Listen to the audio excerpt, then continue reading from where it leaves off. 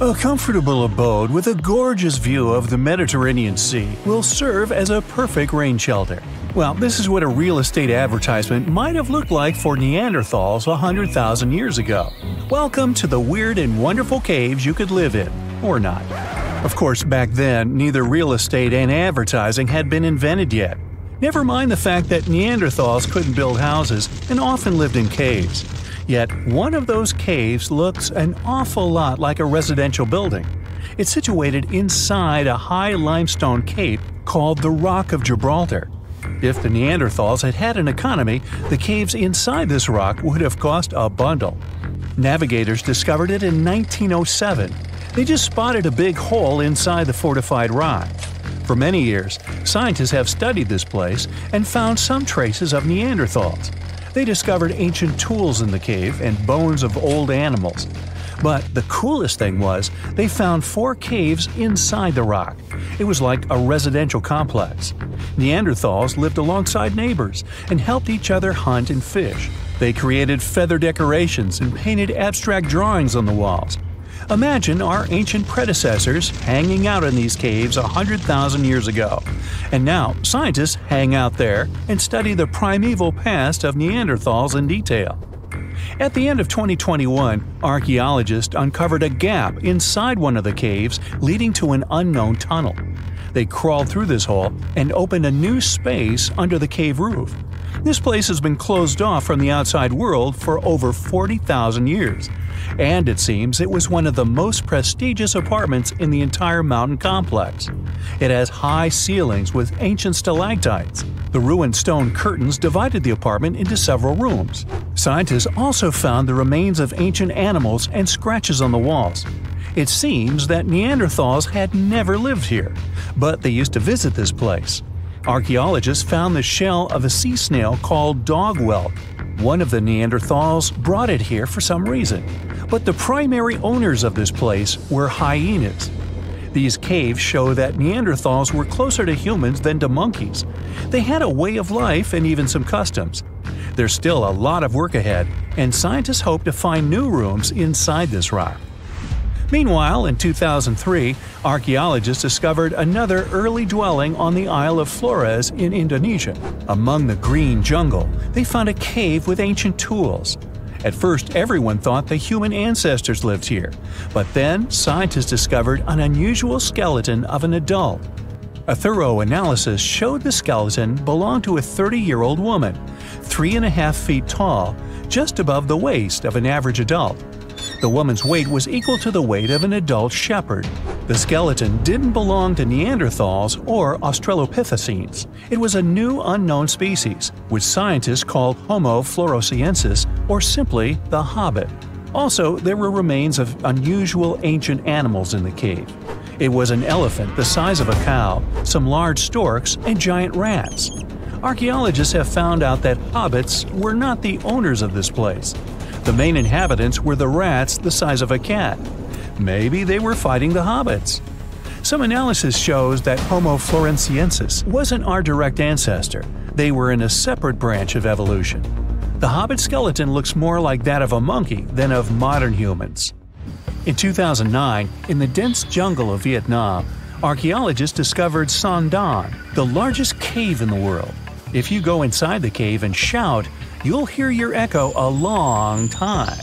In some places, the height of this cave reaches half the height of the Empire State Building, and the total area is larger than one central block of New York.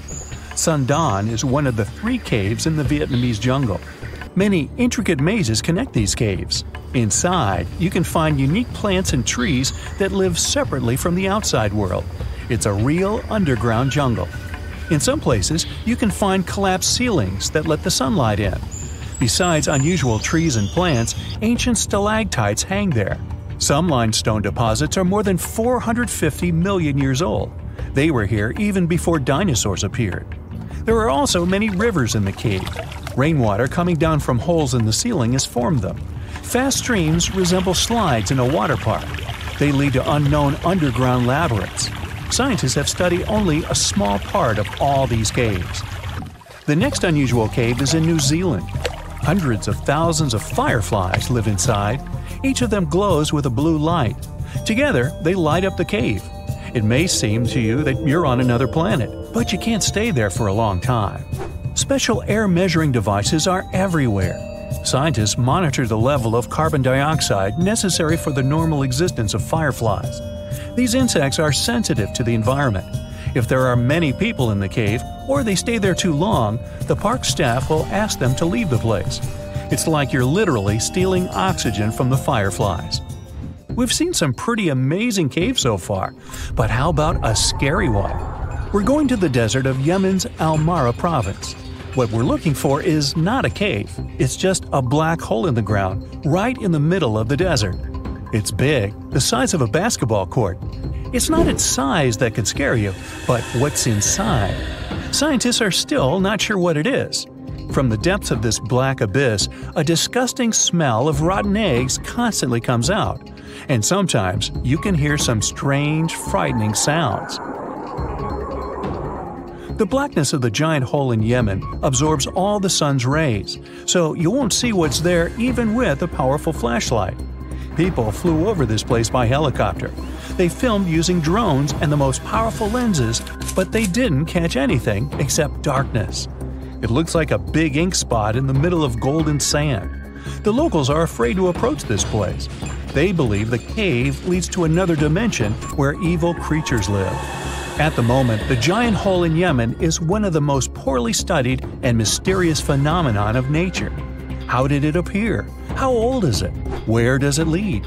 Scientists are trying to find the answers to these questions. There are theories that the hole appeared because of construction work. Geologists drilled the soil nearby in search of minerals. It could have caused fluctuations in the Earth's crust and collapsed the surface. But no one can prove this theory, yet. And now, imagine a place where sunlight has not penetrated for more than 5 million years. There's little oxygen, and it's cold and damp. Still, life is born in this place, not only microbes and bacteria, but also something bigger. The living conditions in this cave are very different from the usual ones, so, in a sense, this cave is like another planet. It's the Movil Cave in the southeast of Romania, near the Black Sea. The entrance is a small hole in the ground. Inside, a tunnel leads deep below the surface. The levels of hydrogen sulfide and carbon dioxide are above normal inside the cave. The air here is half as much oxygen as on the surface. People can't be here without an oxygen mask, but other creatures living here can. The cave is home to 48 species of living organisms. 33 of them are unknown. Here you can meet some unusual insects, white snails and white spiders, millipedes with huge whiskers, transparent shrimp, and unique species of leeches. They all live here thanks to the little bacteria autotrophs. They absorb carbon dioxide and release food particles. Bacteria feed on it. Other larger organisms feed on these bacteria, and some bigger organisms eat those little ones. In the end, everyone gets food. In this cave, evolution has created a biological system separate from the rest of the world. 47-year-old Kenny Veach told his family he was going hiking for 2 days. His destination? The Mojave Desert.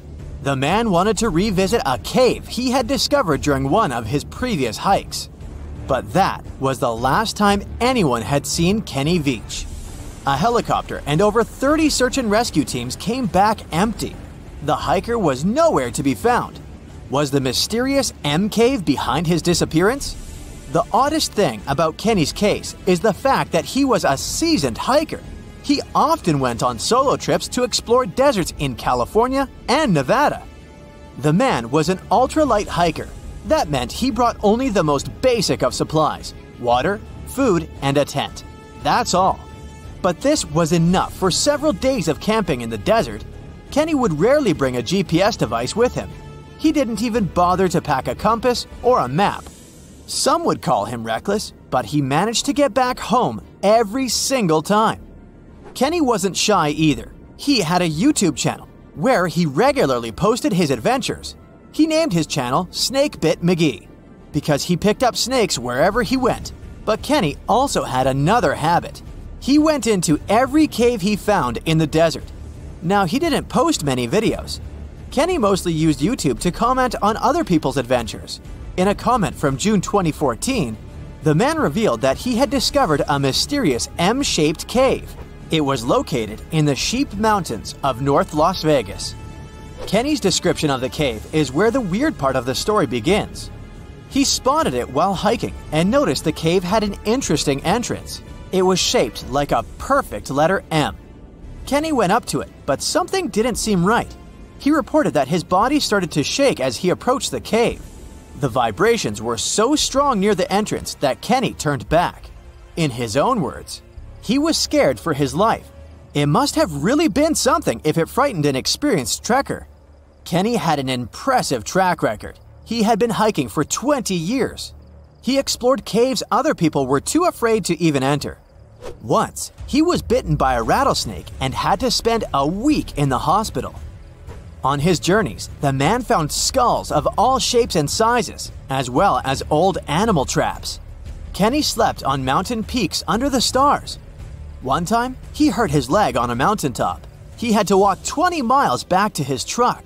It was 100 degrees Fahrenheit that day, and Kenny had 1 cup of water to keep him going. Kenny Veach was a true survivalist. But this one cave was a mystery to him. He admitted that he was totally unprepared that day. He had the tools to open a can, but not to fight the mysterious force that took over his body. But Kenny wasn't a quitter. He made plans to return to the M cave, and this time, he was going to be ready. He did so several months later, but much better equipped. But the trip turned out to be a bust. He recorded a video, but couldn't find the cave. Was that it? Was the brave explorer finally going to quit? Not by a long shot. His followers on social media wanted him to solve the mystery. So he went out into the desert for the 3rd time. He planned a short, overnight trip, but nobody ever saw him again. After 2 days, his family alerted the authorities. They quickly launched a search for the missing man. Now we come to the weird part. In one of his videos, Kenny stood in front of an abandoned mine shaft. This is where he briefed the viewers on the mission. Rescue teams reached this point and found Kenny's phone. This was 10 days into the search, but the trail soon went cold. The rescuers feared the worst. They decided to send a camera down the shaft, but didn't find anything. For a full month, no one had any idea where Kenny was. And then, the mystery deepened. An unknown woman came forward online. She claimed to be the missing man's girlfriend. The mysterious woman told the story of how she went with Kenny on hour-long hikes. She urged hikers to use GPS not to get lost. And then, a claim that shocked social media users. The woman believed Kenny's disappearance wasn't an accident. She revealed that her alleged boyfriend had some serious issues. Apparently, he had quit his job a year prior to his disappearance. Did Kenny Veach really trek into the desert to take his own life? People weren't convinced. Kenny's daughter believed her father just had an accident. In her words, he was a survivor. Was the mysterious M cave responsible for his disappearance? Did he find someone or something he shouldn't have found there? The questions linger, and so did the theories among the online community. Fellow hikers and YouTubers were determined to find the M cave. This would solve Kenny Veach's mysterious disappearance once and for all. In 2021, one hiker got lucky. He claimed to have found the secretive M cave. For safety reasons, the man couldn't reveal his exact location.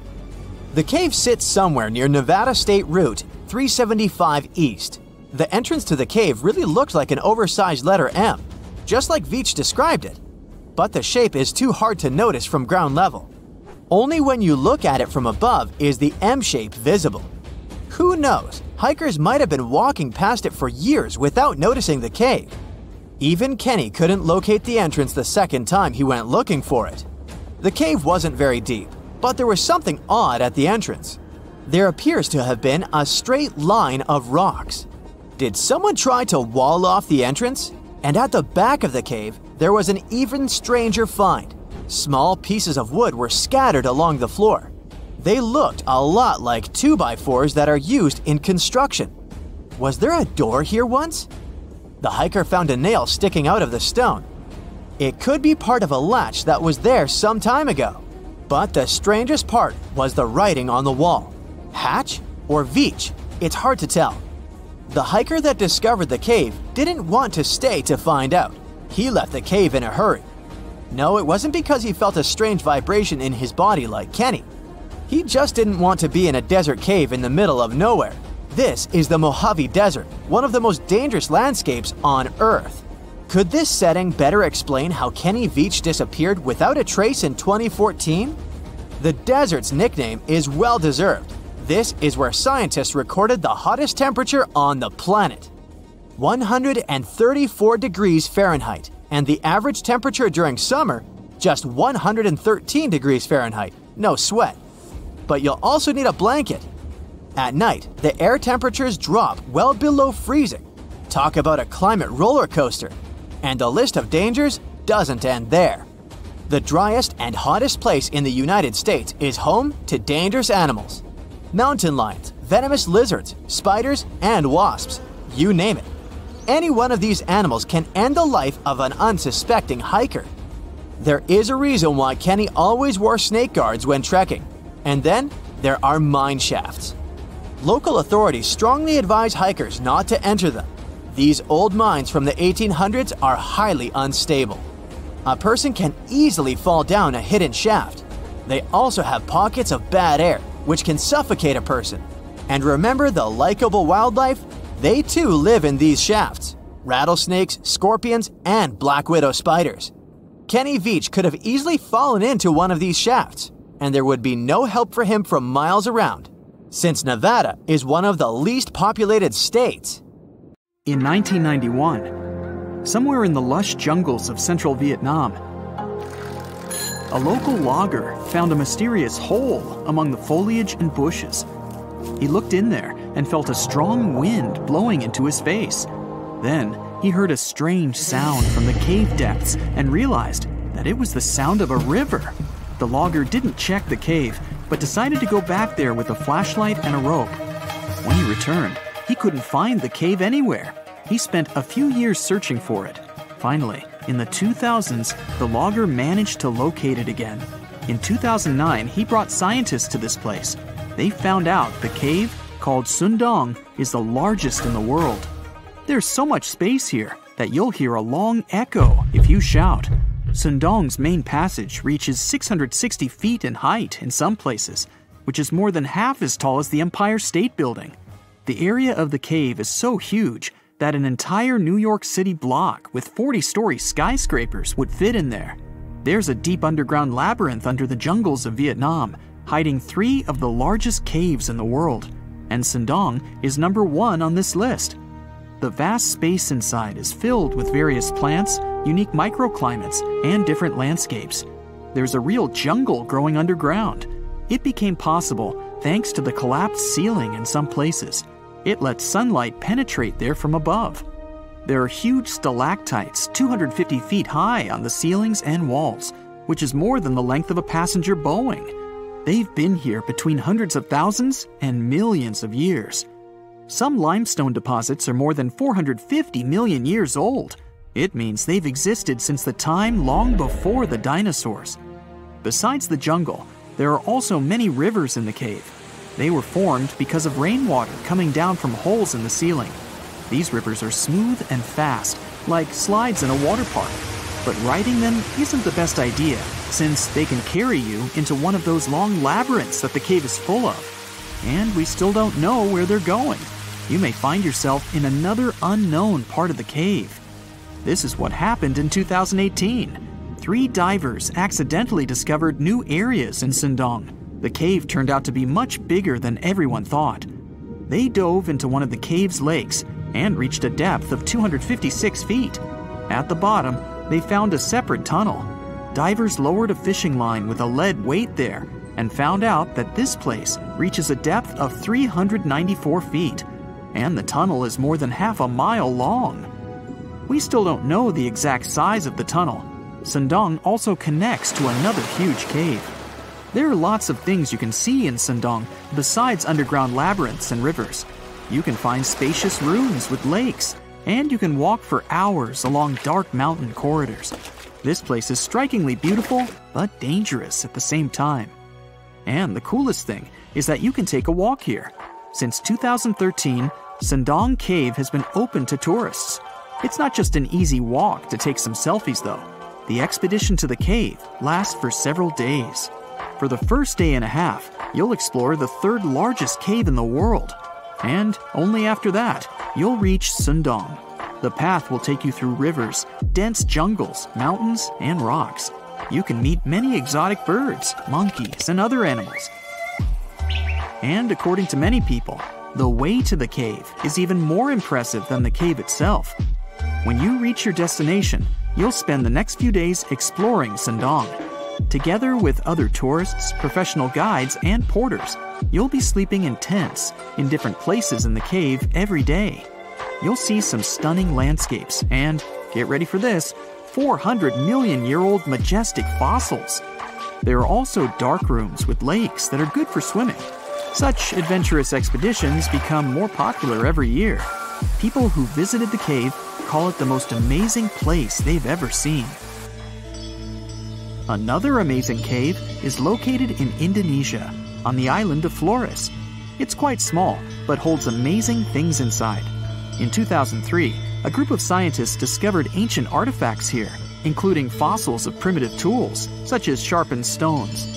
Scientists realized that hundreds of thousands of years ago, this place was home to our distant ancestors. Then they found a very unusual female skeleton. That woman was only 3.5 feet tall. This is the height of the waistline of an average adult person. That woman had no problems with her spine or with the development of her bones, though. This and other skeletons found in the cave belong to some unknown human ancestors. Scientists called this species Homo floresiensis, or simply, Hobbit. The woman's weight was about 35 to 79 pounds. Analysis of the skull and bones showed she was about 30 years old. Hobbits probably lived on Earth between 190,000 and 50,000 years ago. There's a chance they met the ancestors of modern humans. The next cave is in Turkey. Imagine that you live in an old house and decide to make some repairs. You throw all the old stuff out of the rooms. The last place to sort out is your basement. You've hardly ever visited it and have no idea what's hidden there. But it's pretty spacious, so you decide to turn it into a room. You tear down the wall and discover the entrance to the cave. This is a tunnel that leads underground. You walk through the cave and see a real underground city. This happened in Turkey in 1963. One of the locals discovered a secret passage to a lost city in his basement. About 20,000 people could live there. There was enough space for livestock and food supplies. It's not just a maze of tunnels. There's a chapel, a school, stables, kitchens, walls, and other signs of civilization. The city was built in the Byzantine era, in the years 780 through 1180. It's not the only one down there and is connected to many underground tunnels and towns that stretch for several miles. Let's finish our journey in the strangest and most frightening cave. We're going to the southeast of Romania, near the Black Sea. Here, on a desolate wide plain, you can find a hole. This is a tunnel leading deep underground. The air inside the cave has high levels of hydrogen sulfide and carbon dioxide. Under normal conditions, the air we breathe contains around 20% oxygen, but it's only 10% here. You won't be able to breathe freely without an oxygen tank. The water and air here are poisoned. Almost no animals are able to live in such conditions, at least the ones we know about. And this cave is filled with 48 species of living organisms, 33 of which are new unknown species. Creeping things that live here can scare you, especially if you're afraid of bugs. Strange white snails and white spiders are crawling along the walls. An unknown species of leeches and transparent shrimp are swimming in the water. White millipedes with huge mustaches are creeping on the ground. Here you can also meet an unknown kind of scorpion with a transparent white body that doesn't look like any other kind of scorpion. Nothing here looks like ordinary animals at all. All creatures in the cave are white or transparent. They don't have eyes, but they have long paws and antennae whiskers that help to navigate in space. Plants can't live here without sunlight and clean air. This means that oxygen isn't produced in this place. So, how do these creatures manage to survive? The answer is in the water. The surface of the lake, and puddles here, is covered with strangely moving foam. This substance is a living organism. It consists of 1 billion bacteria called autotrophs. Ordinary plants absorb carbon dioxide and use photosynthesis to produce oxygen. This cave is filled with carbon dioxide. Autotrophs absorb it and secrete tiny food particles. Bacteria feed on these particles. Larger organisms then feed on those bacteria, and so on. In the end, there's enough food for everyone. This process is called chemosynthesis. It's like photosynthesis, but uses water instead of sunlight in its chemical reactions. In this cave, evolution has created a completely unique biological system, separate from the rest of the world. So what comes to your mind when you hear the word Antarctica? Most likely, cold, snow, ice, and penguins. Yet, this is one of the least explored regions in the world that hides many strange and unique things. Check them out. You don't have to go to Antarctica to see this weird thing. All you need to do is open Google Earth and move to one of the southernmost islands of Antarctica, King George Island. Recently, internet users have noticed a large and pretty strange cave entrance there. Where does this wide, dark passage lead? People started making suggestions. It's the entrance to a secret base or some laboratory. This is the part of the spaceship that crashed there thousands of years ago. This is the door to the ancient city of Antarctica. Perhaps there's a giant rock mountain with an ancient cave beneath all this snow and ice. Well, there's some ideas. Users have calculated the approximate dimensions of this cave. It might be about 74 feet high and 250 feet wide. You could hide a Boeing passenger jet in there. Nature probably created this entrance. This is a logical explanation, but there are two strange factors. First, take a look at the foot of the mountain. It seems that there are steps there. They're dark in color, as if they're made of stone. And if you look closely, you can notice something similar to human footprints. Has anyone entered this cave? Or maybe someone is still living there now. The second oddity is the disappearance of the mysterious finding. For the first time, people noticed it in a Google Maps snap in 2007. Then the entrance disappeared. Then it reappeared a few years later. After that, it vanished. And in 2022, people saw it again. Perhaps old snow melts, a new layer falls, and then the wind blows it away and the cycle repeats. But the alleged steps leading deep into the cave make one doubt the natural origin of this tunnel. You can easily find the coordinates on the internet and visit the cave via Google Earth. You might see something there and tell the world. There's another strange thing people discovered with the help of Google Earth. In 2020, one user found a strange object that looked like a giant ship 100 miles off the coast of Antarctica. It was covered with ice and snow and lying on its side. It looked like a cruise ship. You could notice the windows, the deck, and the bridge. But not all people agreed with this. Some claimed it was a spaceship. Others said it was some kind of secret building. The user who first noticed the ship stated that its size was about 400 feet, which is the perfect length for a passenger vessel. But what is this ship doing in such a remote place in the middle of a glacier? How did it get here? Who was its captain? No one has found the answers to these questions yet.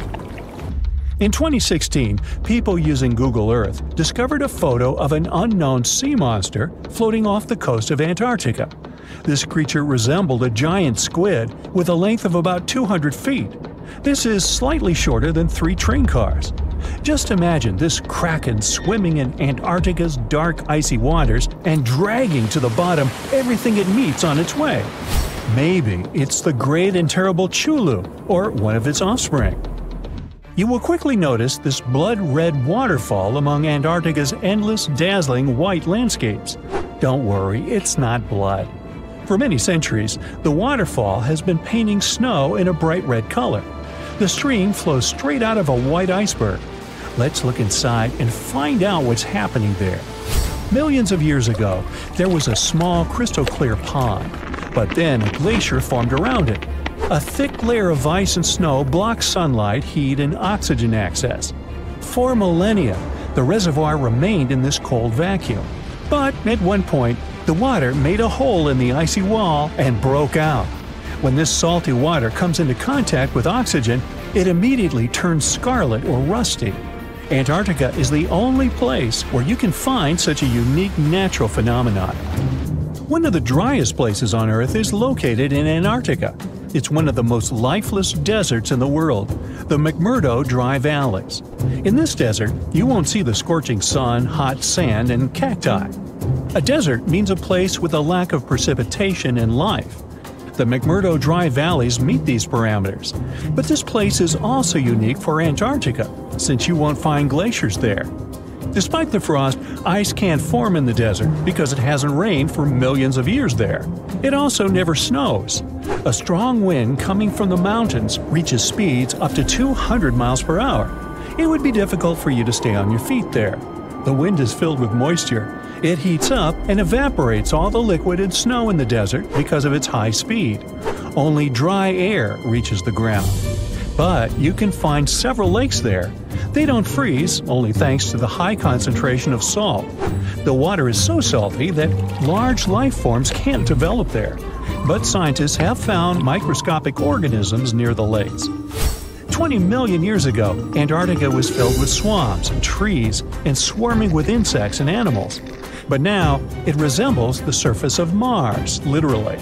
Scientists and astronauts are exploring such regions as the McMurdo Dry Valleys, since the natural conditions there are similar to those on the Red Planet. So, before you go to Mars, you can practice living in similar places on Earth. Also, scientists discovered an underwater world in the Antarctic filled with hundreds of amphipods, crustacean animals similar to shrimp. Wait a minute, it happened in the Antarctic? But the McMurdo Dry Valleys are located in Antarctica. Well, the words are very similar, but what is the difference? Oh, and don't forget the Arctic. The Antarctic is the region in the southernmost part of Earth that houses the continent of Antarctica, and the Arctic is another land altogether. They have the same natural conditions – frost, ice, and snow, but they're located in different parts of the planet. The Arctic is at the North Pole, Antarctica is at the South Pole. Now, back to the discovery. Scientists put forward theories that the ice of the Antarctic hides a vast network of freshwater rivers and lakes. And in 2022, they found a new ecosystem. Researchers explored the Antarctic Ross Ice Shelf and its underwater rivers. This is a massive piece of ice floating in the ocean. A team from New Zealand used a special drilling rig equipped with a hot water supply to drill a hole 1,640 feet deep. That's more than the height of the Empire State Building. Then, they lowered some video cameras and saw thousands of crustaceans swimming in different directions. So it seems they're very unorganized. In the waters of the Antarctic, you can also meet some of the scariest creatures on the planet. These are sea spiders. They got this name because they resemble land spiders, but they're actually a species of marine arthropods. And unlike land spiders, those in the ocean are much larger. They look like 8 strong legs without a body. One such spider can be a dinner plate in width. Some of them have no eyes and have proboscises instead of jaws. Sea spiders are poorly studied because they live in deep, cold waters. Antarctica hides many little-known animals. There are long tunnels in its glaciers leading to scary darkness. On this cold continent, people have found the remains of giant dinosaurs and other ancient creatures, such as the ancestors of modern ducks. Many underground rivers and lakes hide unexplored wildlife. Even the ice here can be weird. Take a look at these striped icebergs. They have blue, black, green, and turquoise shapes. The color depends on the conditions of the water during freezing. For example, green lines appear because of algae, blue ones form when the water freezes too quickly. Okay, I'm freezing. Time to go thaw somewhere warmer. Hawaii. Yeah. You know, scientists make discoveries that change the world, but even they can face mysteries. Here are 10 things that have baffled scientists. Imagine that you constantly hear a low-frequency hum, and no one can trace its source. Roughly 4% of the world's population hears the hum. It's a geography-free sound. I mean, people all around the world hear it, so the name varies from Taos hum to Auckland hum, depending on the region where it gets generated. The sound is just on the threshold of human hearing. People hear it less when they're outside, and it gets louder indoors, especially at night. What's even scarier is that you cannot unhear it once you've heard it. Some folks say it started in London around the time of Charles Dickens, who wrote A Christmas Carol, and the low-frequency sound actually comes from the humbug. Or not. Actually, the earliest cases were recorded in Bristol, UK, dating back to the mid-1970s. Scientists have various theories about where the hum comes from and why only some people can hear it, yet they don't have a clear answer. It could occur when ocean waves move along the ocean floor. They shake the Earth when they collide with continental shelves. Or this might be happening because of volcanic eruptions and earthquakes. Oh, and how about ultra-low frequency radio signals used to communicate with submarines or even 5G? Upsweep is another type of unidentified sound. It was discovered in 1991 in the Pacific Ocean. The sound is high enough to be recorded throughout the ocean. Scientists theorize that the sound could be related to underwater volcanic activity. Interestingly, the volume of the sound has been diminishing compared to its volume when it was first discovered, yet it still can be detected. Plus, it's seasonal.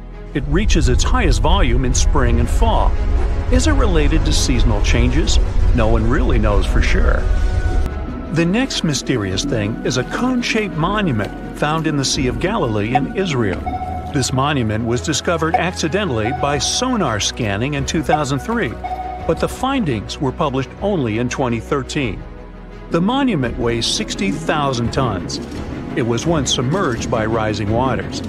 Archaeologists say the monument is enigmatic because they can't figure out where it's from. They don't know what it's connected to or its function, so this big and unusual thing remains a mystery. Now let's move to Göbekli Tepe, Turkey. This place offers you one of the most archaeologically significant sites in the world. Why is it important? Well, it has massive carved stones about 11,000 years old. To put it in perspective, they're 6,000 years older than Stonehenge. Ancient people placed these stones before they began farming or crafting metal tools or pottery. So the existence of this place goes against the chronology of civilization we're familiar with, where people farmed first and built second. Apparently, it wasn't like that. In any case, a good question is, what was the purpose of this site? Was it built to worship some spirits? Yep, archaeologists believe it might be the world's oldest temple. Okay, say this with me. Paleodictyon nodosum. Yeah, I know it sounds like a chemical formula. This is a living fossil found deep down on the ocean floor. A creature makes these hexagonal burrows, that for sure. Yet scientists can't identify the artist. Now, what do I mean by living fossil? Well, Paleodictyon nodosum is a creature believed to produce a burrow nearly identical to Paleodictyon fossils. Is it a worm-like animal that made them? Scientists don't know. One thing is clear, this isn't some random stuff created by geological forces. Now, speaking of fossils, take a look at this giant one. Its informal name is Godzillius. It was discovered in 2011 by an amateur paleontologist. This is a scientist who studies the history of life on Earth by analyzing fossil records. Anyway, back to Godzillius. It's almost 7 feet in length and 9 feet tall if you were to measure it upright. This fossil is 450 million years old, coming from the time when Cincinnati was underwater. It might be a fossilized algae mat, but some scientists have different opinions. This is a massive tunnel found in South America. The tunnel is at least 8,000 to 10,000 years old. At first, researchers discovered a couple of colossal burrows. They were enormous and neatly constructed. Geologists were amazed, saying they had never seen such structures before. There's no known geologic process to explain their formation. I mean, researchers have known about the burrows since the 1930s, but back then they believed that these tunnels were just some sort of archaeological construction, until they discovered huge claw marks on the walls and ceiling. They reasoned that some extinct species could be the ones to have left these marks. Many geologists strongly believe they've found the burrows of giant ground sloths and armadillos. The structure is the largest known burrow from the Paleolithic age in the Amazon. Yet experts have many questions. How come such a deliberate-looking structure could form naturally? A researcher then discovered another strange cave. This one was hundreds of miles away from the massive tunnel. Fast forward, there are now more than 1,500 burrows from the Paleolithic age found in Brazil. What's even more interesting is that some of these caves are connected to tunnels that sometimes lead to chambers. I'll continue with a natural phenomenon. What if I told you that every year, especially in October, fireballs appear on the Mekong River in Thailand? According to legends, Naga fireballs are a call for Buddha to return to Earth, and river serpents are the ones making these calls. Well, that's a myth, but what does science say about it? Is it related to a flammable gas? There are no clear answers yet. These fireballs appear to rise from the water. They can go as high as almost 990 feet. They're like fireworks, disappearing rapidly. They typically glow with a reddish or orange color. I'll mention some legends too, because why not? They're thrilling. And it would be a shame not to include the one about the lost city of Atlantis. As you may know, the legend says that Atlantis submerged into the ocean around 11,000 years ago. Since then, not just scientists, but also treasure hunters and philosophers have been searching for the lost world. Could Bimini Road be a trace? In 1968, a diver found strange stones off the coast of North Bimini Island in the Bahamas. The stones look human-made. It's like they were evenly spaced out and laid in an orderly row. It baffled scientists, but not for long. Carbon dating analysis of the blocks revealed that geological forces created the road naturally. There weren't any tool marks or signs indicating that the blocks had been stacked or something. The research is continuing, but yeah, scientists generally believe that the rocks were created by erosion. Well, I guess the time of Atlantis hasn't come yet. Okay, picture this. You're wandering on the beach, and you see dozens of octopuses walking past. In 2017, a group of people from Wales witnessed exactly this. Why did these creatures come out of the ocean? No one knows the answer. The group reported that they had seen 20 to 30 octopi crawling on the sand. The people looked for some signs of injury, but found nothing. They said that they had carried the animals back to the ocean. Interestingly, these creatures kept crawling onto the shore when people were asleep. Experts say that it's hard to be sure of the reason that pushed the animals to the beach without conducting a physical examination. They're still speculating about the reason behind this unusual and rare occurrence. Could it be overcrowding? Furthermore, the octopi were well armed. A separate study points out that the more fishers hunt large animals that feed on octopuses, the more the octopus population grows. Maybe that's why these creatures have to go farther to find food or shelter. But without proper research, these are only theories. There's a lot we don't know about space, too. So here's a bonus fact about the yellowish source of life in the solar system. Scientists have discovered a new type of wave inside the sun. These waves move in the opposite direction to the sun's rotation. Plus, they move super fast, so fast that it's beyond our understanding. Researchers have different theories about the function of the waves. If they figure out their role, this could give them additional insight into the processes happening inside the sun. And yes, the octopi were well armed. Researchers have found almost 1,000 previously hidden Maya settlements in the tropical lowlands of what is now northern Guatemala. They did it with LIDAR, light detection and ranging lasers, which they used to scan areas from the air. The region we're talking about is pretty vast. All those structures and buildings they saw over there stretch across about 650 square miles. And these spots were supposedly occupied thousands of years ago.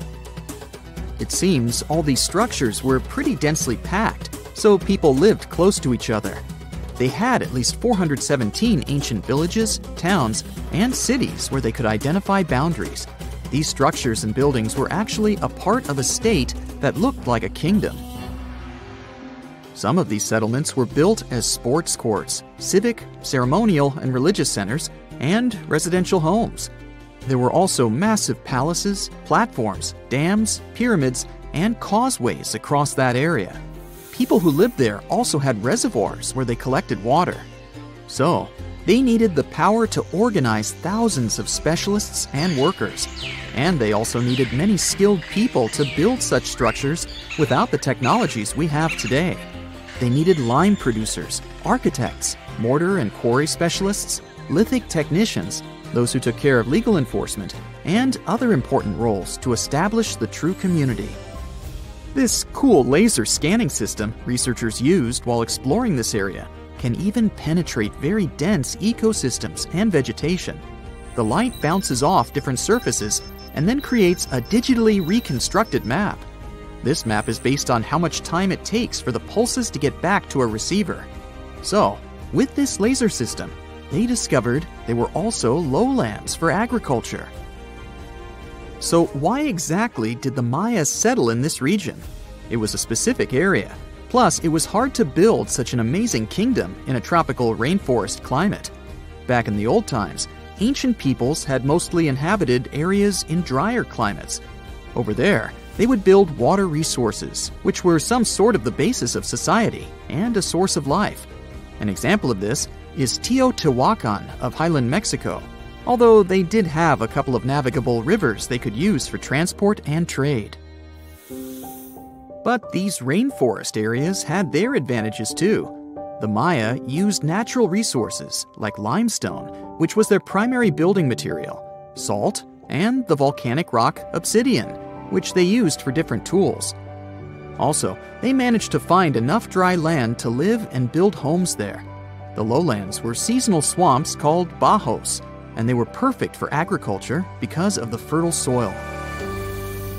Generally, the Maya built settlements that could endure rainy periods too. They were ready for different circumstances, including flood and drought, which is something you could see in how they built houses. Their architecture was also one piece of evidence that showed their community was like a centralized kingdom-like state, which shows they stuck together through tough times. The Mayan Empire was very powerful, and it reached its peak about the 6th century CE. They were excellent at pottery, agriculture, writing, mathematics, and calendars. They were the ones who created complex calendar systems, such as the calendar round, which is based on 365 days. Although some believe the Mayan calendar predicted December 21st, 2012 would be the end of the world, it was just a coincidence with the end of a certain full cycle. They would call it the long count calendar, and it lasts 5,125 years. The Mayan people left behind an impressive amount of astonishing architecture and symbolic artwork. Most of their stone cities ended up abandoned by 900 CE. No one still knows why the Mayan civilization in that area collapsed, although there are some theories. Some think that by the 9th century, these people had exhausted the resources around them to the point that they could no longer feed and sustain such a big population. Others believe some city-states didn't get along that well, so they broke down the traditional system of power they used to have. Some say it was all because of a very long period of drought. It could be a combination of all these factors, though. But one Mayan city, located on an island, even survived until the 17th century. It was long after the rest of the Mayan civilizations had been destroyed or abandoned. If you're a traveler, you might know the town by its modern name, Flores. Scientists believe about 2,000 people lived there.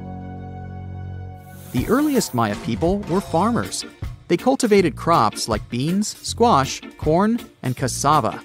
As they had many interesting ingredients, they created hundreds of cool recipes. Many of those are still present even today. For example, in modern Mexican cooking. And especially popular are papayas, cacao, avocados, squash, pineapples, chili peppers, beans, and so on. Even though the Maya mostly practiced a kind of primitive type of slash-and-burn agriculture, there is also evidence of them using some more advanced farming methods, like terracing and irrigation. And they were big chocolate lovers. More than 3,500 years ago, the Olmecs of Mesoamerica probably turned out to be the first to realize that it takes some work for us to get such a cool thing as chocolate. But the Maya were the ones who turned it into a true form of art. Scientists found out about it when they found cacao in Mayan pottery. Their chocolate would be mixed with honey, water, cornmeal, and chili peppers. That's how you get a spicy, savory, hot chocolate beverage you can try even today in Mexico and Central America. Also, they used written language in their books. Their paper was made from fig tree bark, and using strips of that paper, they created a large library of books. Books made of this material are called codices, and 4 of these can still be found today. Sadly, many books were lost over time because of the humid climate or some human factors. The classic Maya built a bunch of palaces and temples that had a stepped pyramid shape. They decorated them with inscriptions and reliefs, which have earned them the reputation of being incredible artists of Mesoamerica.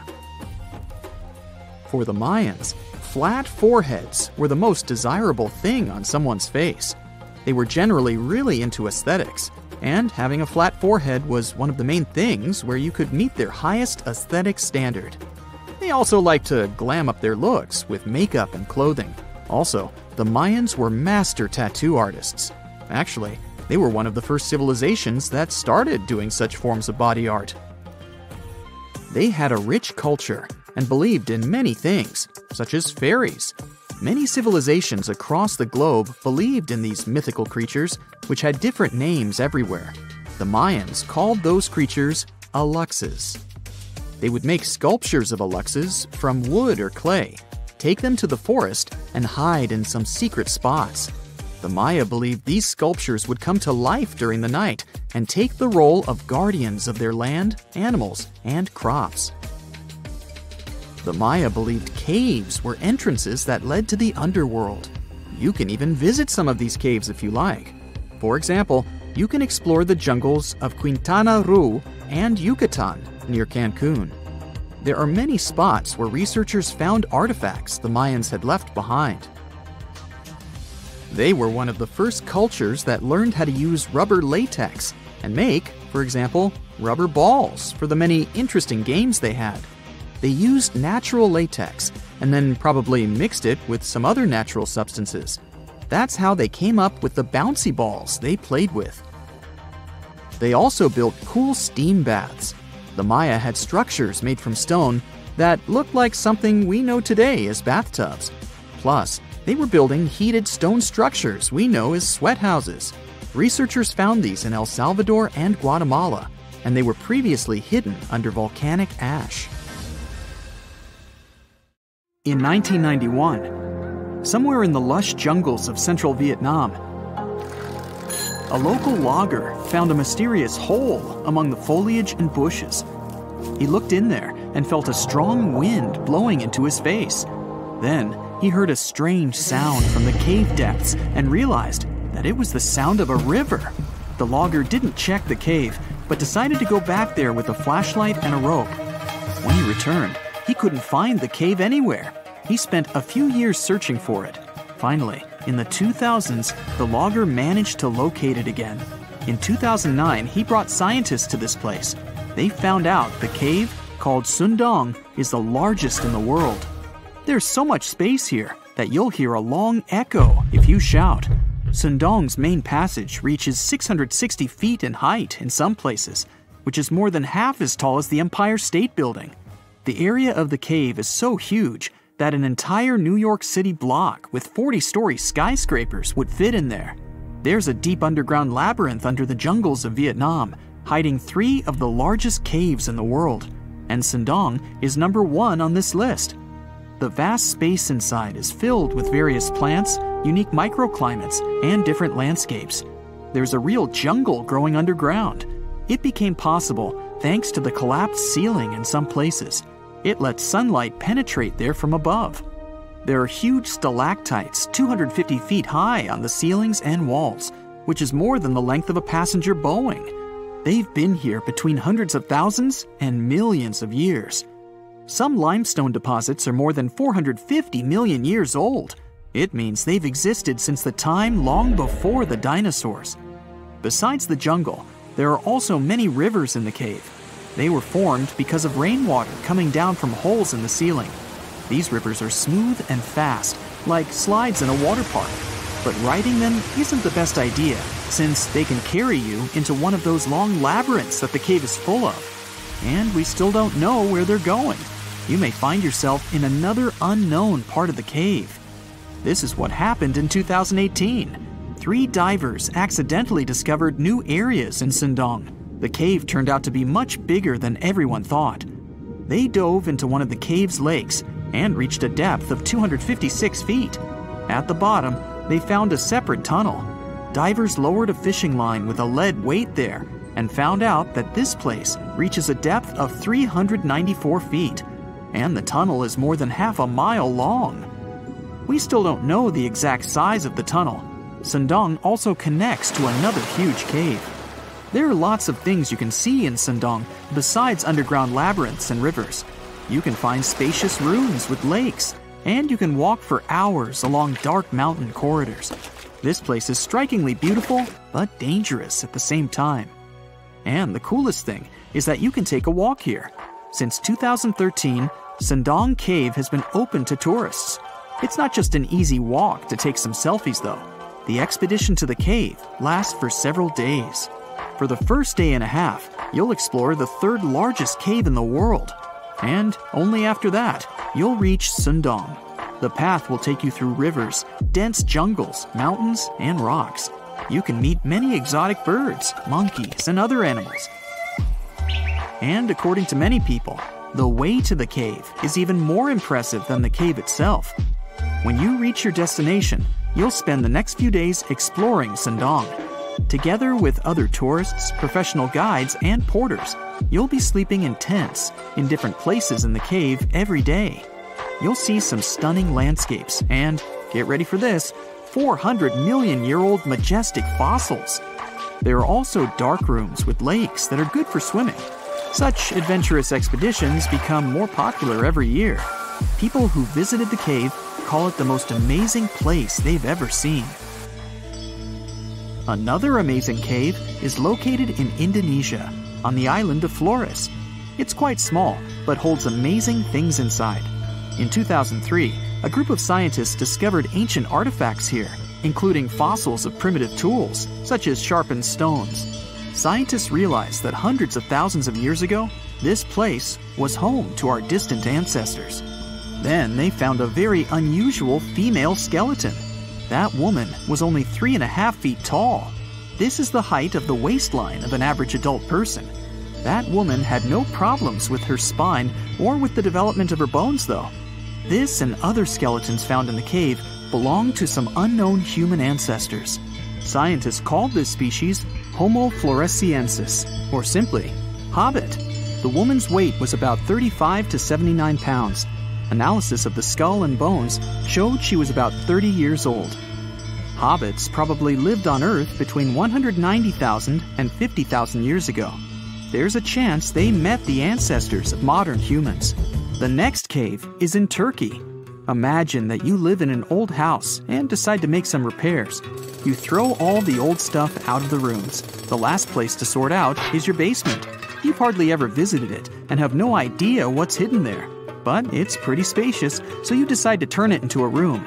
You tear down the wall and discover the entrance to the cave. This is a tunnel that leads underground. You walk through the cave and see a real underground city. This happened in Turkey in 1963. One of the locals discovered a secret passage to a lost city in his basement. About 20,000 people could live there. There was enough space for livestock and food supplies. It's not just a maze of tunnels. There's a chapel, a school, stables, kitchens, walls, and other signs of civilization. The city was built in the Byzantine era, in the years 780 through 1180. It's not the only one down there and is connected to many underground tunnels and towns that stretch for several miles. Let's finish our journey in the strangest and most frightening cave. We're going to the southeast of Romania, near the Black Sea. Here, on a desolate wide plain, you can find a hole. This is a tunnel leading deep underground. The air inside the cave has high levels of hydrogen sulfide and carbon dioxide. Under normal conditions, the air we breathe contains around 20% oxygen, but it's only 10% here. You won't be able to breathe freely without an oxygen tank. The water and air here are poisoned. Almost no animals are able to live in such conditions, at least the ones we know about. And this cave is filled with 48 species of living organisms, 33 of which are new unknown species.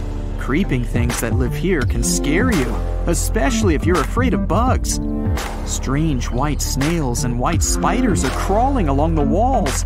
An unknown species of leeches and transparent shrimp are swimming in the water. White millipedes with huge mustaches are creeping on the ground. Here you can also meet an unknown kind of scorpion with a transparent white body that doesn't look like any other kind of scorpion. Nothing here looks like ordinary animals at all. All creatures in the cave are white or transparent. They don't have eyes, but they have long paws and antennae whiskers that help to navigate in space. Plants can't live here without sunlight and clean air. This means that oxygen isn't produced in this place. So how do these creatures manage to survive? The answer is in the water. The surface of the lake and puddles here is covered with strangely moving foam. This substance is a living organism. It consists of 1 billion bacteria called autotrophs. Ordinary plants absorb carbon dioxide and use photosynthesis to produce oxygen. This cave is filled with carbon dioxide. Autotrophs absorb it and secrete tiny food particles. Bacteria feed on these particles. Larger organisms then feed on those bacteria, and so on. In the end, there's enough food for everyone. This process is called chemosynthesis. It's like photosynthesis, but uses water instead of sunlight in its chemical reactions. In this cave, evolution has created a completely unique biological system, separate from the rest of the world. The moon's surface has millions of craters, but something else has drawn a lot of attention to it. A giant rare hole that turned out to be a tube. It was found when the Japanese lunar orbiter was gathering data around the moon's skylight, the tube's entrance. Researchers found a specific echo pattern that suggested there was a hollow area. They discovered more echo patterns at a couple of places near the hole, so there could be more lunar tubes there. But in this big tube, you could place an entire football field and the pit could swallow it whole. It's irregularly shaped and 427 feet in diameter. Scientists think that there could be secret caves, a tunnel system, or an entire geological wonderland under the surface. It could be a good shelter for astronauts that land on the moon, or even be a harbor for a lunar colony. No one ever managed to stay on the moon for more than 3 days because of the conditions on the satellite. It has a wide range of temperatures, low atmosphere, and no magnetic field that would protect life on the surface from things like radiation or harsh sun rays. Astronauts wear spacesuits, but they can't protect them over long periods of time. But a lava tube could. When a lava flow cools, it gets a hard crust, which later thickens and creates a roof over that same lava. It continues to flow, but when it stops, the channel can drain, which results in an empty tube. Our planet also has lava tubes, but they're not as big as the one found on the moon. There's a special type of tree called a moon tree. It's grown from seeds that were taken into space during one of the missions and then returned back to Earth. You can find this kind of tree growing across the US. Earth is 27% bigger than the moon and far more massive. Our gravity is stronger. If you drop a rock on the Earth, it will fall faster. 150 pounds on Earth is just 25 pounds on the moon. The Earth has numerous satellites circling around it, but the moon is the only natural one. Our moon was formed during a big collision of the Earth and one more planet the size of Mars. This happened around 4.6 billion years ago, shortly after the Sun and our solar system were formed.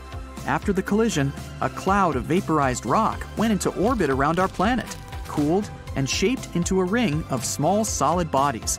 They later got together and became the moon, leaving craters as a reminder of this collision. If you're standing on the surface of the moon, your shadow will be darker than on Earth. This is because there's no atmosphere to scatter light and create lighter shadows. One of Jupiter's moons, Io, has hundreds of volcanoes and pretty wild eruptions, sometimes sending plumes 250 miles into the atmosphere. These eruptions happen because of the extremely strong gravity this moon is exposed to. Its insides tense up and relax in those periods when it gets closer to and then further from Jupiter, which generates enough energy for insane volcanic activity. It's not just planets, even quite small space bodies sometimes have moons.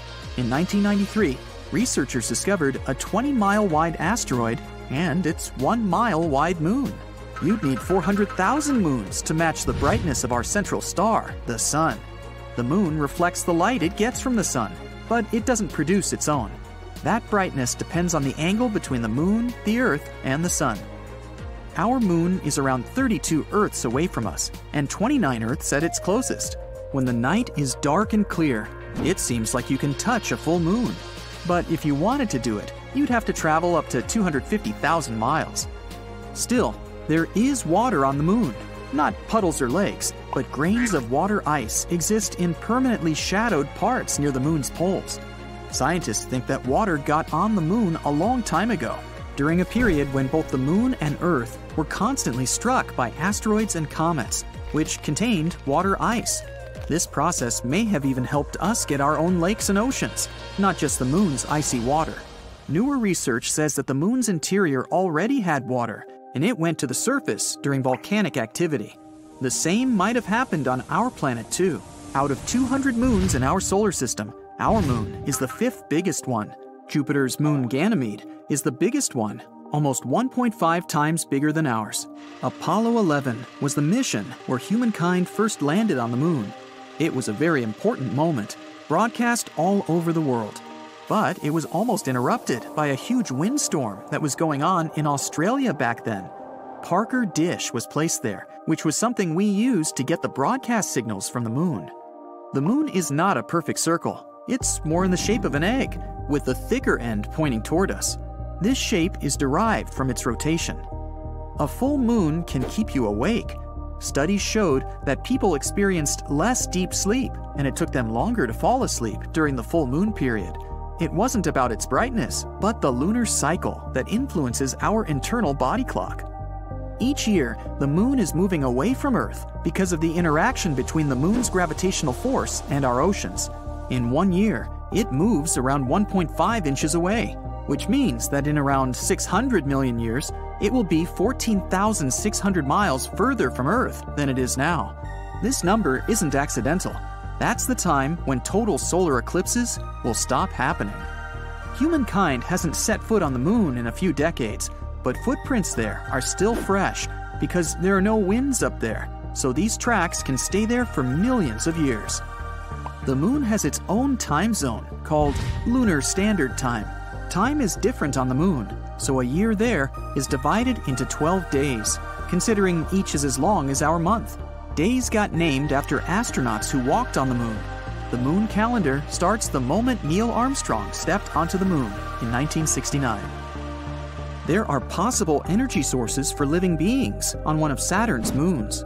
It has an ocean under the surface, and it may feature some chemical reactions similar to those that help certain forms of life on our planet survive. The moon used to have active volcanoes, probably during the time of the dinosaurs. Molten lava hardened on its surface billions of years ago, which helped create unique lunar craters, but the volcanoes have been dormant for a long time now. The moon has earthquakes, or rather, moonquakes. Just like our planet, the moon also has a crust that goes through changes and shifts. Shaking occurs when its crust warms and expands, or it can even be caused by meteorite impacts. Moonquakes are not as strong as earthquakes, but can last way longer since the moon doesn't have enough water to prevent seismic vibrations.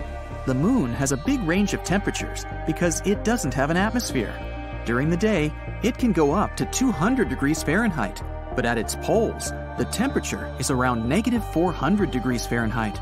In 2019, astronauts discovered a strange space phenomenon.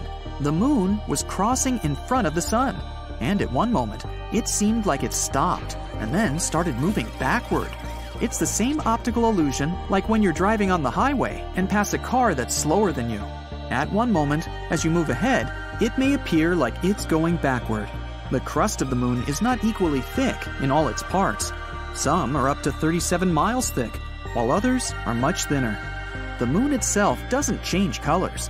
When sunlight goes through our atmosphere, it reflects off the moon and makes us see it as pink or red. Sometimes there are particles of dust sent into the atmosphere, and, in combination with sunlight, they give the moon an orange glow. The moon doesn't have a dark side. There's only a far side that we can't see from the Earth. The moon spins on its axis once and makes a circle around the Earth, all in the same amount of time, which is why we only see its one face the entire time. All planets in our solar system have at least one moon, except for Mercury and Venus. Mercury has less mass than our planet, so its gravity is lower than ours, around 38% of the Earth's gravity. That means 100 pounds on Earth would be 38 pounds on Mercury. Because of the weaker gravity, and since it's so close to the Sun, Mercury wouldn't be able to have its own moon. It would probably crash into Mercury, or even go into orbit around the Sun, and someday even get pulled into it. Venus most likely doesn't have its moon because it's also too close to the Sun. Here's a riddle. Which U.S. city is so loved that its name should be repeated twice? You guessed it, New York, New York. But the thing is, how much of New York do we really know? I'm talking about the city that lies under the city. Dare to join me on an underground tour of the Big Apple? Then grab a flashlight, it's about to get dark. We'll start in the heart of Manhattan, in the front of the Romanesque City Hall building. Believe it or not, beneath our feet lies New York's oldest subway station, known as the Old City Hall Station. It opened in 1904 on October 27th, a night of true celebration for New Yorkers. People were so excited, some of them spent the entire night riding the trains back and forth. Before this, urban dwellers moved around in carriages pulled by horses. No wonder the subway was such a hit. You might feel like a time traveler stepping inside the Old City Hall Station. The architecture is dazzling and one of a kind. They sure don't make subway stations like this one anymore. Fun fact, the Old City Hall Station would cost $6.2 million if it was built today. Back in the day, it had dozens of brass chandeliers hanging around. It was one of the few spots in town with functioning electricity. And oh, not to mention brand new multicolored tiled arches and stained glass ceilings you can still see today. Impressive, huh? If you decide to wander down the tracks, you might be in for a treat. Underground New York is as fascinating as the city above the ground. But one thing we usually take for granted is the behind the scenes of what the Big Apple needs to function. Down here, you might see one or two of New York's pneumatic mail tubes. These tubes were built back in the 1800s and they were operational up until the 1950s. They were responsible for distributing people's mail through different post offices. Letters flew at an impressive speed of 35 miles per hour. That's almost as fast as a professional runner. It sure sounds like a useful system. But I have to say, it feels weird imagining people's correspondence flying around 15 feet underground. Back to street level. We'll wander around fancy Lexington and Park Avenues. If you look up, you'll see the famous Waldorf Astoria 5-star hotel. Many celebrities have stayed there, including John Lennon and Yoko Ono, as well as presidents such as FDR. This is why the hotel used a secret infrastructure to sneak people inside and out. Under the building, a tunnel known as Track 61 connected the Waldorf Astoria to Grand Central Station. The track was deactivated in the late 70s, but some people say Andy Warhol threw a party there in the 80s. I bet that was something.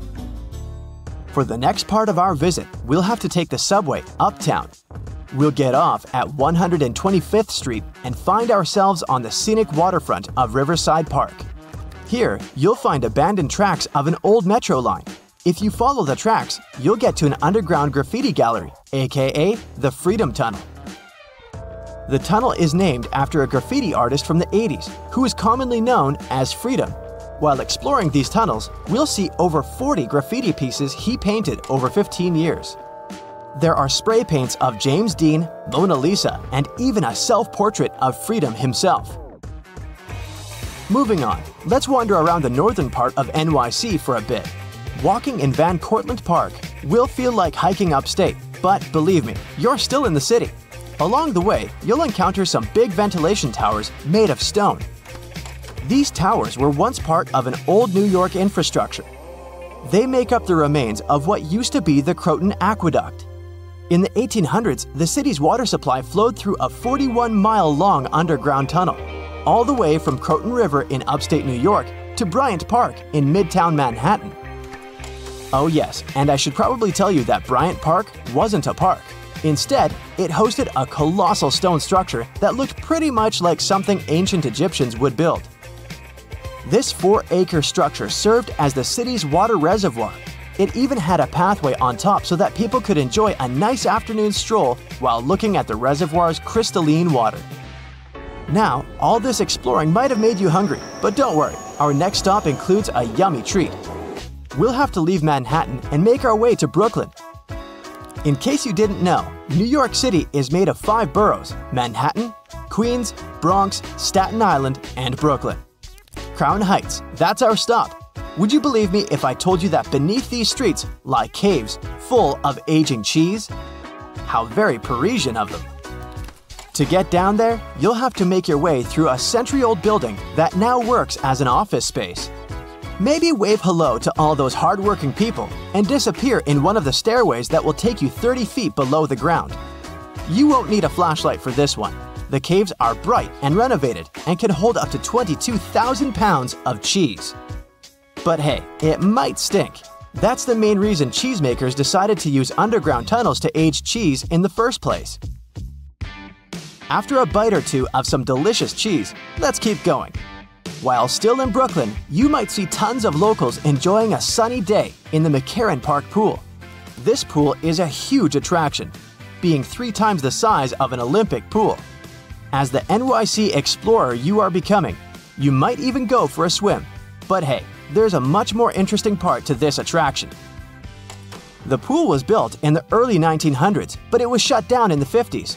During this time, urban explorers discovered a network of underground tunnels right beneath the pool. And, of course, you can find a secret entrance and get a peek for yourself.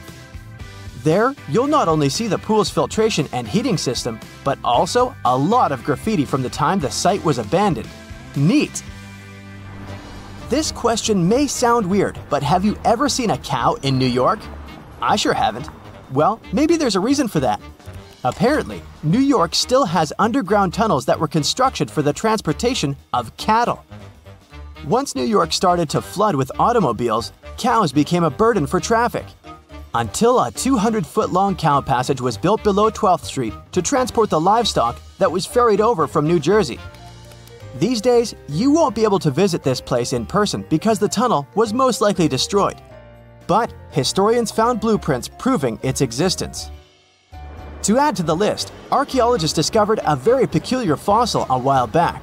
Now imagine peeling off the layers of the city's soil.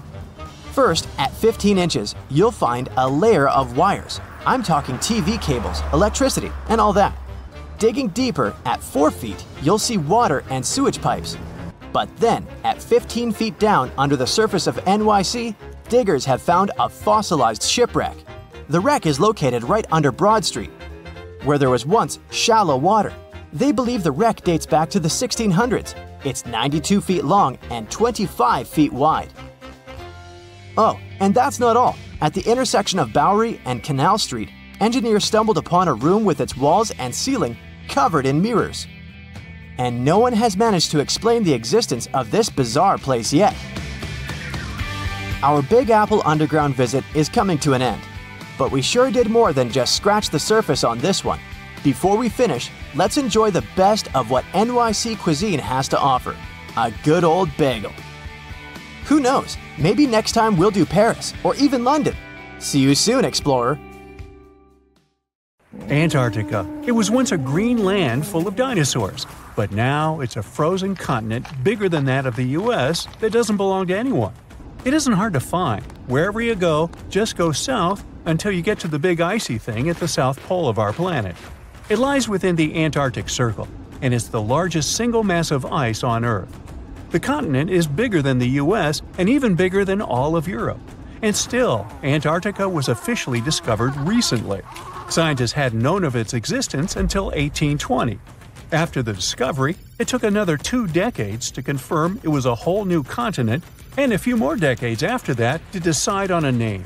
In Antarctica, anti means the opposite, so Antarctica literally means the opposite of the Arctic. Now, even before scientists discovered the land, ancient Greeks already theorized that there must be a southern continent to balance out the Arctic in the north.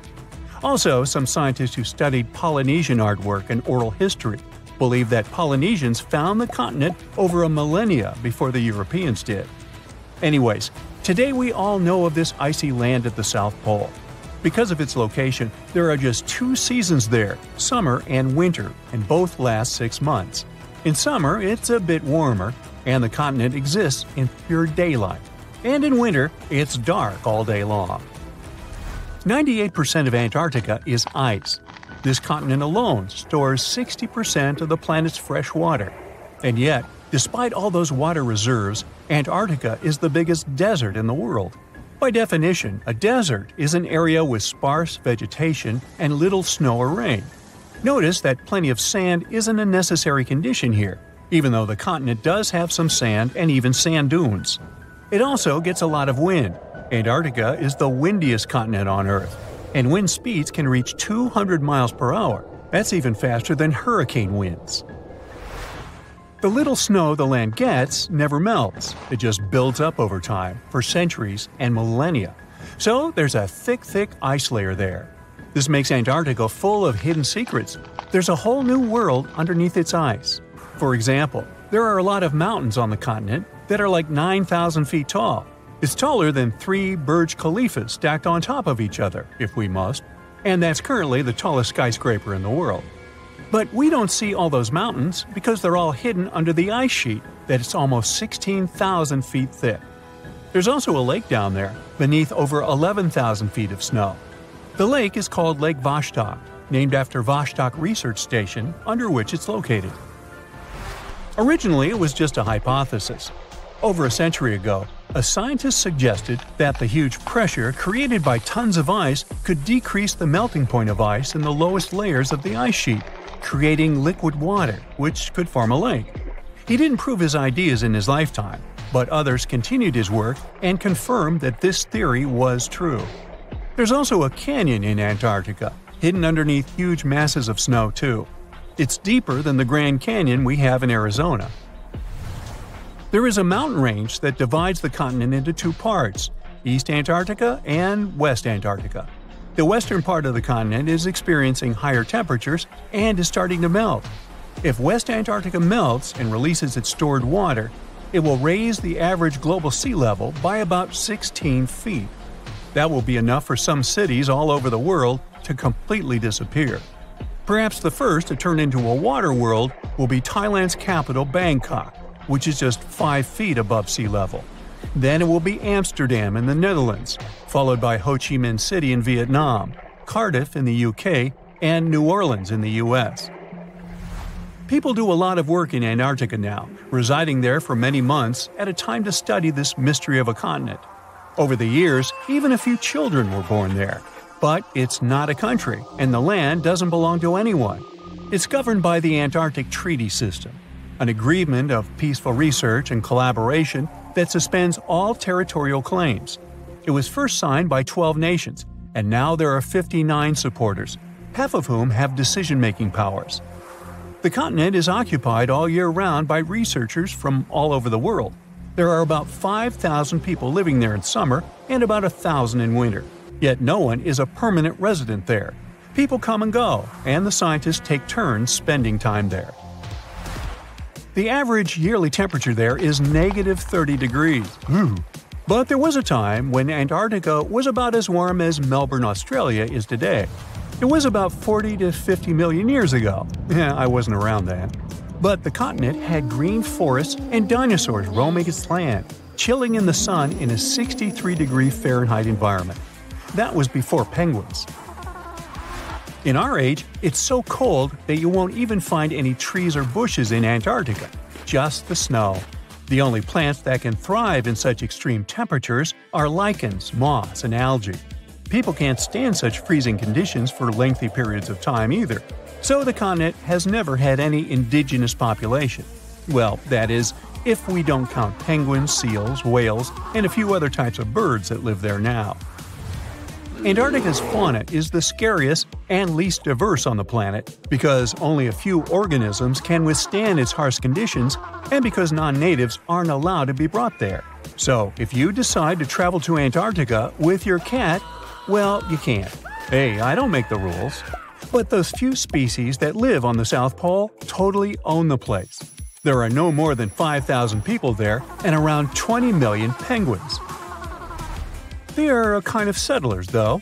Penguins' first ancestors lived in Australia and New Zealand.